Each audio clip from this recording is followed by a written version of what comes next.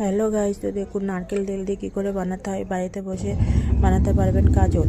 তো আমি প্রথমে তো ঝিনুকে তেল দিয়ে নিয়েছি, নারকেল তেল ভর্তি করে। আপনারা চাইলে প্রদীপ নিতে পারবেন। তো আমি 3টে ইটের টুকরো নিয়ে নিয়েছি, নিয়ে ছোট্ট একটা পিতলের থালা নিয়ে নিয়েছি, নিয়ে মাঝখানে বসিয়ে দিয়েছি প্রদীপটা দিয়ে। দেখতেই তো পাচ্ছেন, আপনারাও চাইলে বা ঘরেতে বানাতে পারবেন নারকেল তেল বাচ্চার জন্য খুবই ভালো। তো আপনি আধ ঘন্টা 30 মিনিট টাইম দিতে হবে।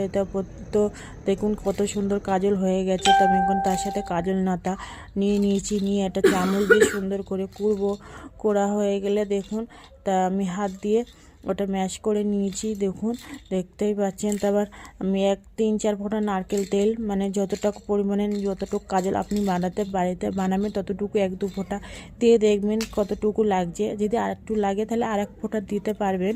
তো দেখুন কত সুন্দর হয়েছে। তো আপনারা চাইলে বাড়িতে বানাতে পারবেন। তো দেখুন, ভালো লাগলে অবশ্যই কমেন্ট করে জানাবেন। দেখুন কত সুন্দর কালো হয়েছে, কত সুন্দর মানে মেশানোর পর।